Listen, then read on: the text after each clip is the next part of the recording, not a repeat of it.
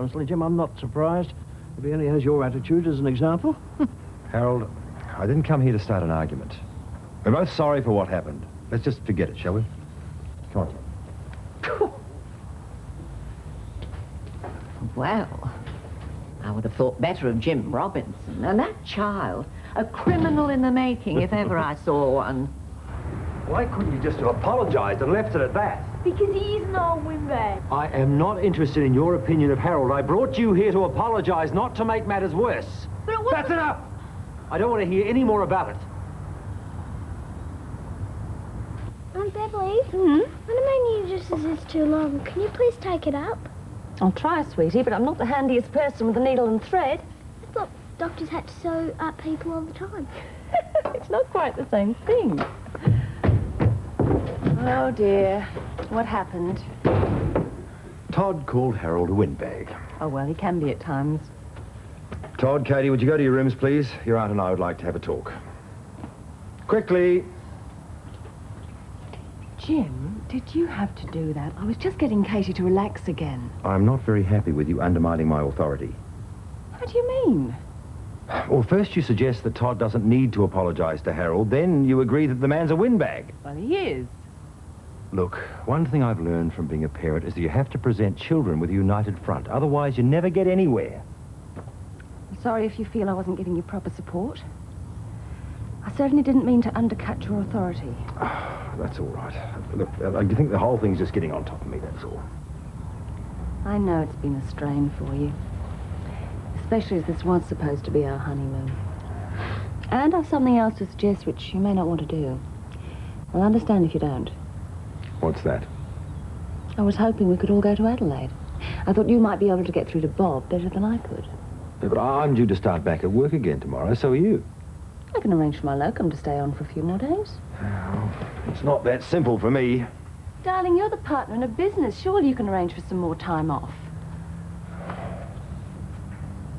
Look, I'm a doctor and I can arrange it, so why can't you? Oh, I see. Your job's more important than mine now, is it? I didn't say that. In fact, you're so enraptured with being a doctor, you didn't even want to change your name when we got married. I always knew you were a chauvinist, Jim. Well, why did you marry me then? Because I thought it was something we could eventually overcome. Now I'm not so sure. Oh, terrific. What a wonderful way to start a marriage. One problem after another, and then your wife tells you she's not sure she should have married you in the first place. Don't stop putting words into my mouth.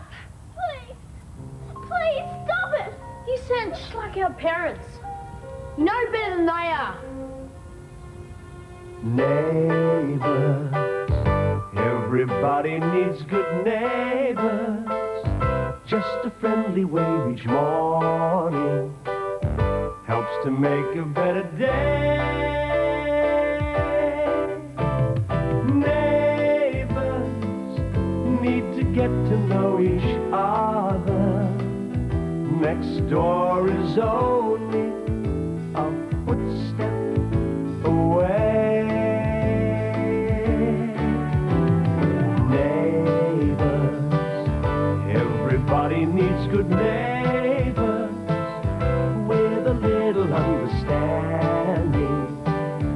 You can find the perfect blend. Neighbours should be there for one another.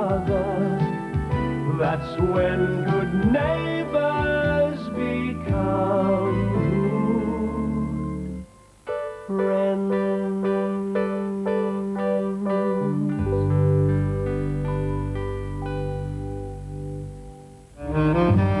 The famous tarmac gang is back in a city without work and without prospects. Full name. Christopher Robin Todd. It was me, ma'am. Get a move on, will you? Because I'm supposed to be at the A-Doc races for '2. There's a good boy. A wife and 4 kids.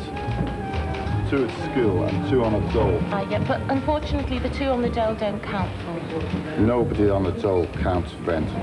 The procedure of a test check is just a formality, Mr. Hughes. However, I'm afraid... Hey, you'll be terrified in a minute. Now sword me sodding gyro while before I knock you into the disability department. Boys from the Blackstuff, tonight at 9:25 on 2. And more immediately on BBC2, a full afternoon's live coverage of quarter-finals cricket from Chelmsford. Here on 1 in 25 minutes, there's action from the Wild West with a High Chapparral. That's after Tony Soper describes how to doe a deer, a fallow deer, in Discovering Animals.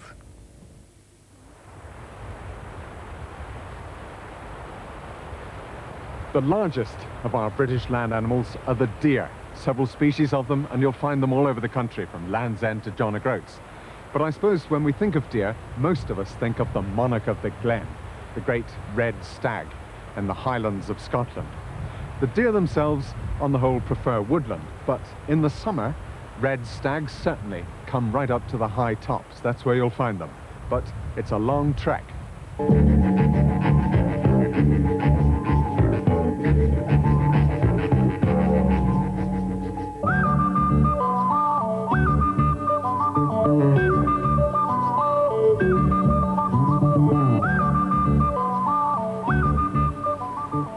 Late summer, early autumn.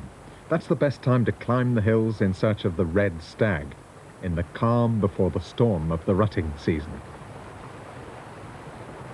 But the monarch of the glen is not at all easy to find. You're much more likely to see the mistresses, for in red deer society, the sexes are firmly segregated most of the year. In summertime, the hinds and the young graze the lower slopes. The stags occupy commanding positions high up in the glens. For me, it's a struggle up the steep Cairngorm slopes, in the cold and the rain. For Jimmy Gordon, it's a brisk stroll on a crisp autumn day. Jimmy Gordon is chief stalker on this Rothiemurchus estate. At this time of the year, he'll be up here every day, keeping an eye on his stags. But there are 300 stags on 35,000 acres of wild moorland, and finding them is like looking for a needle in a haystack.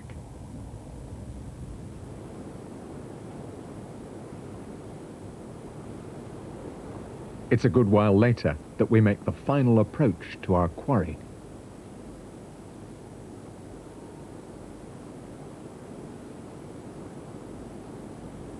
Not perhaps the most magnificent of monarchs, but the pleasure of tracking him in that great wilderness is real enough. A 3-year-old pretender with a perfectly good set of antlers, but he's got a long way to go to reach his full potential. But in fact, there are much easier ways of seeing better specimens.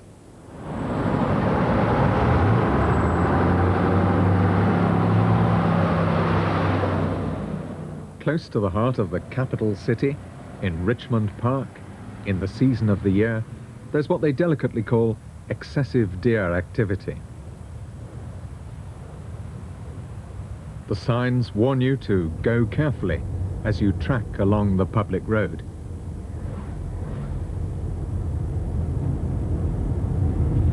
Oh, it's a much more comfortable way of seeing red deer. And a superb animal too, large and noisy. And it must be very easy for people living here more or less in the middle of London to pass these things every day and think of them really as almost as cattle, as domesticated creatures. In fact, they are truly wild, and they demonstrate all the characteristics of truly wild animals.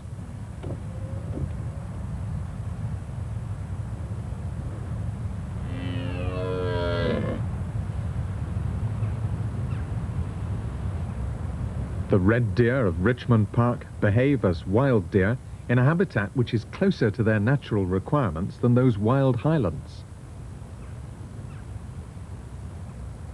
The largest wild land animals in Britain. By preference, they're animals of the forest and forest edge. The wooded parkland of Richmond suits them, and they're fine specimens compared with the smaller, weedier creatures of the moorland. They're browsers and grazers, eating almost anything that's vegetable. Grasses, sedges and rushes for preference, but heathers, leaves, bark and the young shoots of trees as well. They'll turn to farm crops if food is scarce, and in a hard winter they may even visit your bird table. They enjoy a well-developed social structure, dominated by the older females, a classic matriarchy.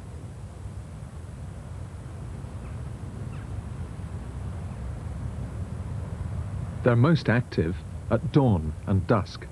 Most of the day they do precious little. You know, in wildlife films on the telly, wild animals are always leaping about and chasing and jumping, having territorial battles or courting, generally raising hell. In real life, wild animals spend a great deal of time doing nothing very much at all. Well now, it's important to know the right time when they do get up to a bit of excitement. And in the case of red deer, that's September. Early on an autumn morning, when the park is misty and moody, the deer's thoughts turn to fruitfulness. The stags are restless.